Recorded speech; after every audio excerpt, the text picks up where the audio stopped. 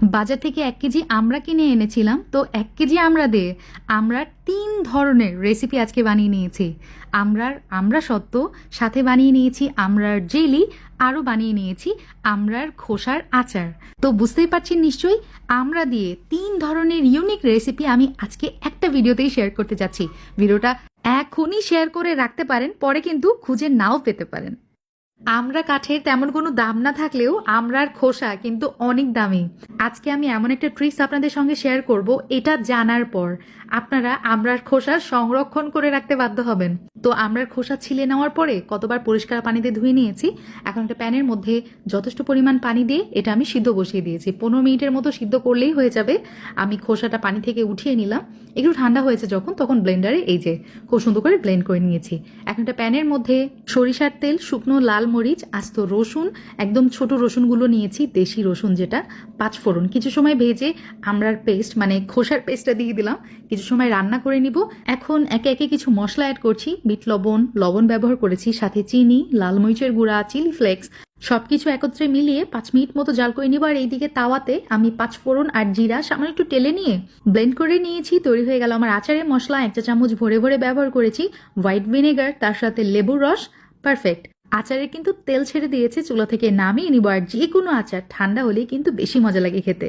এই রেসিপি খাওয়ার পর আমার হাজবেন্ড আমাকে বলে, তোমার অত্যাচারে আমড়ার দাম আকাশ ছুঁয়ে যাবে। মানে বুঝেন অবস্থা।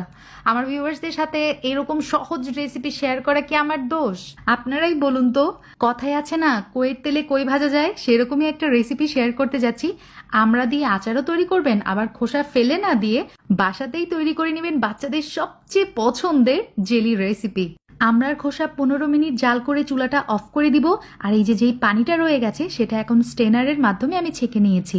এখানে প্রায় 1 কাপ পরিমাণ পানি হয়েছে আমার। এখন এই পানিটা একটা প্যানের মধ্যে ট্রান্সফার করে দিব। 1 কাপ পানির জন্য 1 কাপ চিনি, সাথে সামান্য একটু গ্রিন ফুড কালার। কিছু সময় জাল করে যখন জেলির মিশ্রণ ঘন হয়ে আসবে তখন পানিতে টেস্ট করে নেবেন। দেখুন পানিতে পড়ার সাথে সাথে জেলির মিশ্রণ কিন্তু জমাট বেঁধে গেছে। চুলাটা বন্ধ করে দিব। আর এই যে জেলির মিশ্রণটা আমি নর্মাল ফ্রিজে রেস্টে রেখেছিলাম প্রায় 8 ঘন্টার মতো। 8 ঘন্টা পরে দেখেন কত সুন্দর করে আমার জেলিটা জমে গেছে, একদমই পারফেক্ট, দোকানের মতো যাকে বলে। এই জেলি যদি বাসায় আগে থেকে বানিয়ে রাখেন তাহলে বাচ্চাদের টিফিন অথবা সকালের নাস্তা নিয়ে বেশি প্যারা নিতে হবে না। আমড়া দিয়ে তৈরি আজকে বানিয়ে নিয়েছিলাম আমড়া সত্ত্ব। খেতে হয়েছিল অসম্ভব মজা। আমার মনে হয় অনেকেই এই নামটা প্রথম শুনছেন। প্রথমে আমার লাগবে আমড়া। এখানে আমি 1 কেজি পরিমাণ আমড়া নিয়েছি। আমড়াগুলো বেশ বড় সাইজের ছিল।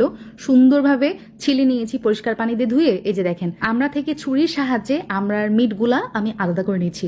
এখন এটা যেটা করব, আমি ফুটন্ত গরম পানিতে এই আমড়াগুলো দিয়ে দিয়েছি, কেটে রাখা আমড়া, এবং খুব সুন্দর করে সিদ্ধ করে নিব, ঠিক আছে, যাতে আমড়াগুলো ধরতেই একদম সফট হয়ে যায়। পানিটা শুকিয়ে গেছে যখন, আমড়াগুলো চুলা থেকে নামিয়ে নিয়েছি। আর ঠান্ডা হয়ে গেলে আমি হাত দিয়ে এটা ম্যাশ করে নিব।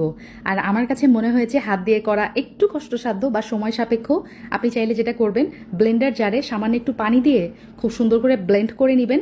আচ্ছা, সবকিছু খুব ভালো মতো ম্যাশ করে নিয়েছি। এখন একটা ছাঁকনিতে এটা আমি ছেঁকে নিব, যাতে করে এর ভিতরে যেই আঁশগুলা থাকে না, আমড়ার ভিতরে আঁশ, সেটা আলাদা হয়ে যায়। আমি কিন্তু পিওর আমড়ার পাল্প পেয়ে গেছি। এখন নেক্সট প্রসেসে চলে যাচ্ছি। প্যানের মধ্যে আমি আমড়ার পাল্পগুলা দিয়ে দিলাম, একদম চেঁচে মুছে দিয়ে দিবেন। সাথে লাল মরিচের গুঁড়া 1 চা চামচ, আরও লাগছে আমার চিলি ফ্লেক্স, আমি এখানে 1 চা চামচ ব্যবহার করেছি।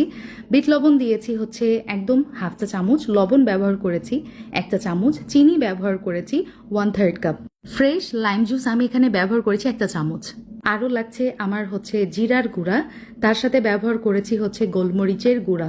পারফেক্ট, আর কিছুই লাগবে না। এখন সব কিছু খুব ভালো মতো মিক্স করে নিব। চুলার জালটা একটু আগেই অন করে দিয়েছি। যখন এই মিশ্রণে খুব সুন্দর করে বলক চলে আসবে, এই পর্যায়ে আমি সামান্য ফুড কালার ব্যবহার করেছি, গ্রিন ফুড কালার। আসলে এটা দিলেও হয়, না দিলেও হয়। তার সাথে ব্যবহার করেছি ভিনেগার, যাতে করে আমার এই আমড়া সত্ত্ব অনেক দিন পর্যন্ত স্থায়ী হয়। কিছু সময় পর যখন এই মিশ্রণটা বেশ খানিকটা ঘন হয়ে আসবে, একদম ঘন থকথকে, পানি যেন ভিতরে না থাকে, এই পর্যায়ে আমি চুলা থেকে নামিয়ে নিচ্ছি। আর এদিকে একটা প্লেটের মধ্যে আমি সরিষার তেল মাখিয়ে নিয়েছি এবং তার মধ্যেই এই আমড়ার মিশ্রণটা দিয়ে দিলাম। এই পর্যায়ে আমার ভিউয়ার্সের জন্য একটা টিপস, সেটা হচ্ছে যত পাতলা করে এই আমড়ার মিশ্রণটা ছড়িয়ে দিতে পারবেন তত দ্রুত কিন্তু আপনার এই আমড়া সত্ত্ব রেডি হয়ে যাবে। কড়া রোদে আমার প্রায় 3 দিনের মতো সময় লেগেছে, আর কত সুন্দর করে প্লেট থেকে উঠে যাচ্ছে। মাশাল্লাহ, আপনি আপনার মন মতো কেটে সারা বছরের জন্য আমরা সংরক্ষণ করতে পারেন। এটা কিন্তু রুম টেম্পারেচারেও ভালো থাকবে। সত্যি কথা বলতে আমরা সত্য আমার অনেক বেশি ভালো লেগেছে, আর এত বেশি ফ্লেভারফুল ছিল, আলহামদুলিল্লাহ আমার তো খুব খুব খুব ভালো লেগেছে। ইনশাল্লাহ আমি আবারও বানিয়ে নিব, আপনারাও চাইলে বানিয়ে রাখতে পারেন সারা বছর আমরা টেস্ট পেতে। এই রেসিপি একাই 100। সো ইনাফ ফর টুডে, ইনশাল্লাহ আবার দেখা হবে। আল্লাহ হাফিজ, আসসালামু আলাইকুম।